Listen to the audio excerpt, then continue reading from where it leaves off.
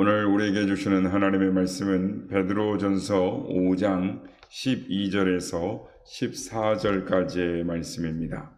베드로전서 5장 12절에서 14절까지의 말씀을 교독하시고 마지막 절은 함께 합독하시도록 하겠습니다. 내가 신실한 형제로 아는 실루아노로 말미암아 너희에게 간단히 써서 권하고 이것이 하나님의 참된 은혜임을 증언하노니 너희는 이 은혜에 굳게 서라.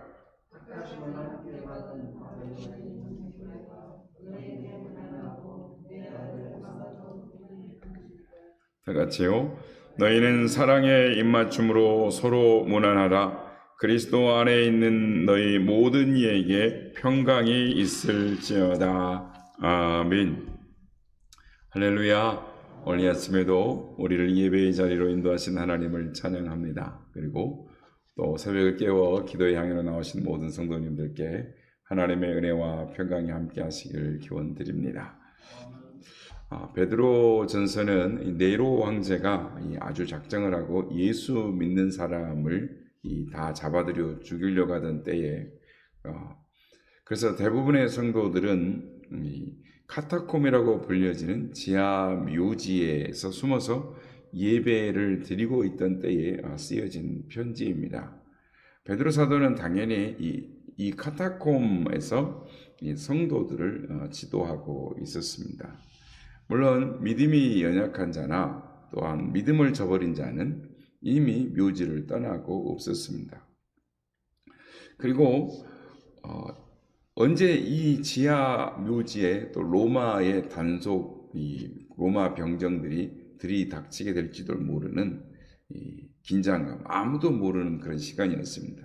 근데 그런 긴장감이 흐르고 있을 때 이 성도들의 마음을 위로하고 격려하기 위하여 이 편지를 쓰고 있는 것입니다. 물론 편지의 이 대상은 이 카타콤에서 예배를 드리고 있는 성도들이 아니라 이 사방 각지로 흩어져 있는 성도들이었습니다. 그래서 이 베드로 사도의 편지 첫머리에, 그러니까 베드로전서 1장 1절에서 2절에 보면 예수 그리스도의 사도 베드로는 본도, 갈라디아, 갑바도기아, 아시아와 비두니아에 흩어진 하나님 아버지의 미리 아심을 따라 성령의 거룩하게 하심으로 순종함과 예수 그리스도의 피 뿌림을 얻기 위하여 택하심을 받은 자들에게 편지하노니 은혜와 평강이 너희에게 더욱 많을지어다라고 이렇게 편지를 시작해 나갑니다. 어떻게 생각하면 이 네로 황제의 코앞에서 예배하고 있는 이 자기가 더 위험할 수도 있습니다. 그럼에도 불구하고 베드로 사도는 흩어져 있는 이 믿음을 지키고 있는 성도들을 위로하고 격려해야 한다는 마음이 이 간절해서 이 편지를 쓰고 있는 것입니다. 그래서 베드로전서 1장 6, 7절에 보면 어떻게 이 말을 서두말을 시작하냐면 너희가 여러 가지 시험으로 말미암아 잠깐 근심하고 있지만 오히려 이건 크게 기뻐할 일이다.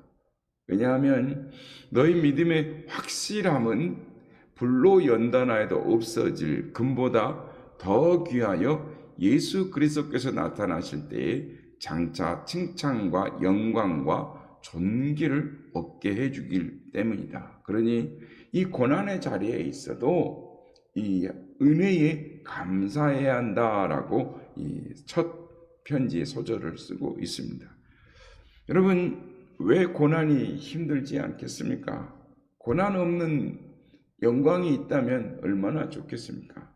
하지만 고난 없는 영광은 없습니다. 왜냐하면 하나님은 우리를 하여금 정금과 같이 순금과 같이 하나님 앞에 서기를 원하시기 때문입니다. 흠도 점도 없이 연단되어져서 하나님 쓰시기에 합당한 그릇들로 빚어져서 하나님 앞에 서기를 원하기 때문인 것입니다. 그래서 이 고난으로 마치 우리를 불로 연단하듯 금을 연단하듯 우리를 연단하고 계시기 때문에 기뻐하라는 것입니다.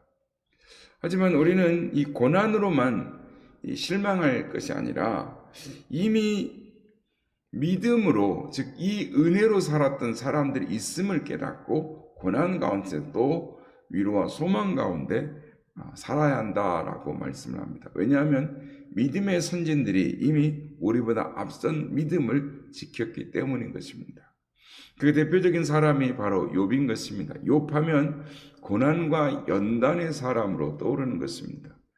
욥은 하나님께서 이 세상에 욥보다 의로운 자가 또 있겠느냐라고 칭찬했던 바르고 정직한 사람이었습니다. 그는 비단 행실뿐만 아니라 믿음에 있어서도 본받을 만한 사람이었습니다. 동방의 가장 큰 자요 의인이었던 욥이 하루아침에 어떻게 되었습니까? 하루아침에 가진 재산을 다 잃었습니다. 하루아침에 10명의 자녀를 잃었습니다. 사랑하는 아내마저도 차라리 하나님을 원망하고 하나님을 저주하고 나가서 죽으라고 독서를 퍼붓고 떠나갔습니다. 그러니까 사실상 가족을 다 잃었습니다. 어디 그뿐입니까? 건강도 잃었습니다. 몸에 악성 종양, 악성 문둥병이 발하여서 기왓장 조각을 가지고 박박 피가 나도록 긁어도 시원치 않는 그런 가려움이 그에게 있었습니다. 자, 이렇게 되면 어떤 희망이 있겠습니까? 그런데 그는 하나님을 향한 믿음을 저버리지 않습니다. 오히려 욥은 이런 고난을 당하는 중에 내가 가는 길을 오직 그가 아시나니 그가 나를 단련하신 후에 내가 순금같이 정금같이 나오리라 라고 고백을 하는 것입니다. 이 정말 감당하기 어려운 고난을 통하여, 이 고난을 통하여 연단을 통해 나를 키우고 내 믿음을 순금같이 정금같이 만들고자 하시는 하나님의 계획이 있다. 하나님의 신실하심을 굳게 믿고 있는 것입니다. 이런 의미에서 욥은 연단 자체, 고난 자체를 은혜로 여기고 그 은혜 가운데서 자리를 굳게 잡고 버티어 승리한 사람인 것입니다. 혹여 우리 중에 여러분이 당하고 있는 고난과 고통을 견디기가 어려우십니까? 심지어 죽고 싶은 심정을 가지고 나오신 분들도 없지 않을 있을 것입니다. 그것이 재물의 문제일 수 있습니다. 필요한 만큼 돈이 없기도 하고 또 빚에 허덕이기 때문일 수도 있습니다. 그래서 지금 당장 그 수렁에서 헤어나올 길이 없는 것입니다. 그래서 절망하실 수 있습니다. 아니면 가족 간이든가 이웃이든가 직장인의 문제이건 인간관계에서 빚어지는 갈등으로 인해서 어려움을 겪고 있을 수 있습니다. 사방으로 우겨쌈을 당하여 벗어날 길이 없을 수 있습니다. 욥의 아내가 욥을 비난하듯 가장 가까운 사람마저 나를 편들어주는 것이 아니라 비난의 대열에 서서 나를 손가락질할 수도 있습니다. 그래서 더 외롭고 힘이 들 수 있습니다. 아니, 건강 때문에 힘이 들 수도 있는 것입니다. 그러나 하나님께서는 그 고난 가운데서도 함께 하심을 믿어야 하는 것입니다. 그 고난 가운데 하나님의 뜻이 있고 하나님의 섭리가 있고 하나님이 예정이 있다라는 것입니다. 하나님이 그 고난을 유익하게 하셔서 예배하신 하나님의 은혜가 있다라는 것을 기억해야 하는 것입니다. 아무리 고난과 연단이 나를 힘들게 할지라도 그 결과는 은혜임을 기억하는 우리가 되어야 할 것입니다. 그러므로 고난은 은혜임을 명심하고 고난 가운데 굳게 서시길 바랍니다. 왜냐하면 하나님이 위로하시고 힘주시는 은혜가 함께 하기 때문인 것입니다.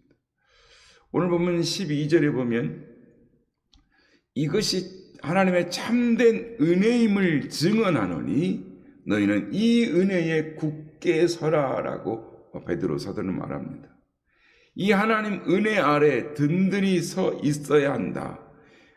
그의 편지 마지막에 지금까지 두 고난에 대한 위로와 격려를 쭉 하고 나서 편지 마지막에 이 은혜 아래 굳게 서 있어야 한다라고 강조하는 것입니다. 그리고 하나님 은혜 안에 사는 것이 무엇인지, 은혜 안에 사는 두 사람을 간단하게 언급하고 편지를 끝내는 것입니다. 우리가 잘 아는 것처럼 베드로 사도는 사도라는 말이 부끄러울 정도로 큰 실패를 경험했던 사람이었습니다. 감히 주의 얼굴을 쳐다보지 못할 정도였습니다. 그런 그를 주님이 다시 찾아오셔서 그를 세워주셨습니다. 그리고 그에게 내 어린 양을 먹이라, 내 어린 양을 치라, 내 어린 양을 먹이라 라고 거듭거듭 말씀하시면서 그를 다시 세워주시고 직임을 맡기셨습니다.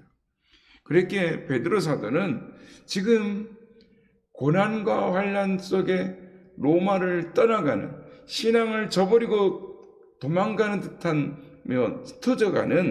흩어져 있는 동일한 아픔을 가지고 있는 성도들을 지금 격려하고 있는 것입니다.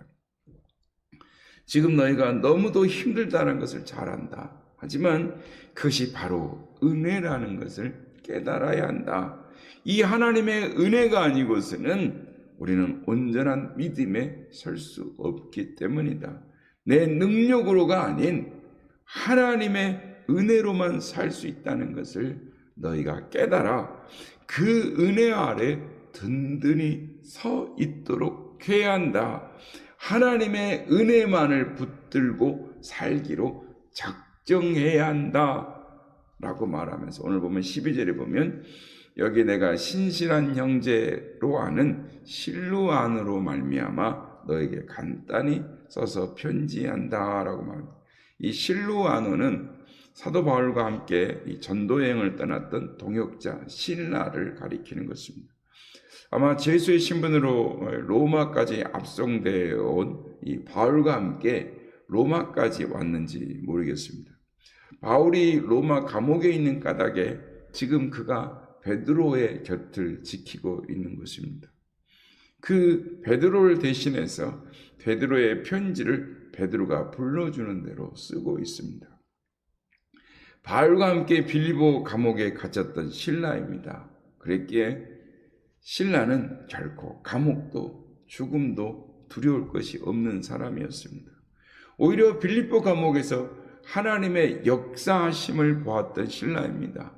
그날에 예매하게 고난을 당하고 매를 맞고 감옥에 갇혔지만 그 감옥의 밤중에 기도하고 찬양했더니 하나님이 지진을 통해서 옥문을 여시고 모든 것이 다 묶인 것이 풀어지게 하셨습니다. 그리고 그것이 계시가 되어 빌립보 감옥의 간수장과 그 온 가족이 예수를 믿었던 것입니다. 그래서 신라는 아는 것입니다. 고난 뒤에 하나님의 은혜가 있다. 고난 뒤에 하나님의 예배하신 놀라운 복이 있다라는 것을 아는 것입니다. 그래서 그가 로마를 떠나지 않고 어쩌면 가장 위험할 수도 있는 베드로의 곁을 지키고 있는 것입니다. 그 실루아노를 베드로는 신실한 형제, 끝까지 믿음을 지킨 형제로 소개하고 있습니다. 여기에 또 다른 한 사람을 소개합니다. 그는 다름 아닌 마가입니다.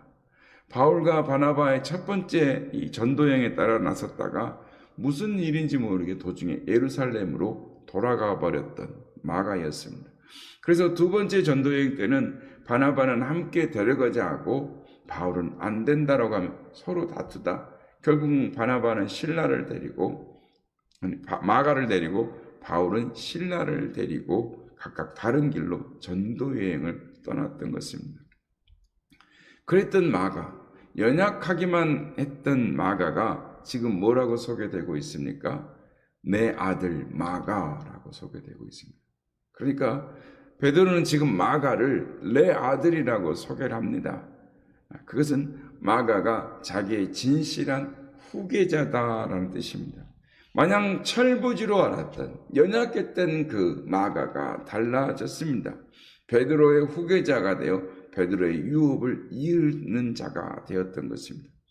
그리고 마가가 바로 그 마가가 스승 베드로를 통해서 전해 들은 바 예수님에 대한 기록을 썼는데 그게 바로 마가 복음인 것입니다. 베드로처럼이나 마가 또한 실패자였습니다. 그래서 바울로부터 도저히 함께할 수 없는 사람이라고 외면당했던 사람입니다. 그랬던 그가 이렇게 달라진 것입니다. 성도 여러분, 우리도 이렇게 달라져야 하는 것입니다. 하나님이 우리를 그렇게 고난 가운데에서도 변화시키기를 원하시는 것입니다. 그러므로 하나님을 신뢰함으로 고난 가운데서도 인내하시는 여러분들이 되시길 바랍니다. 우리가 알거니와 하나님을 사랑하는 자 곧 그의 뜻대로 부르심을 입은 자들에게는 모든 것이 합력하여 선을 이루느니라 라는 이 말씀이 무엇입니까?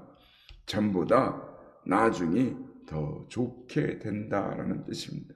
하나님을 사랑하는 자, 즉 믿음 안에 든든히 서 있는 자, 은혜 아래 든든히 서 있는 자에게는 처음보다 나중이 더 좋게 된다라는, 더 좋게 하시는 하나님의 도우심을 믿는 우리가 되어야 될 줄로 믿습니다. 여러분, 고난 가운데 계십니까? 바라기는 지금 힘들게 하는 것이 그 무엇이 있다 해도 그것 때문에 흔들리지 마십시오. 그리고 하나님께서 주신 약속을 따라 소망하며 인내하며 날마다 모든 것을 주님께 맡기시는 여러분 되시길 바랍니다. 그러면 하나님께서 반드시 약속하신 대로 모든 것이 합력하여 선을 이루게 하실 것입니다. 그 귀한 은혜 가운데 든든히 서서 승리의 삶을 살아가시는 저와 여러분 모두가 되시길 주의 이름으로 축복합니다.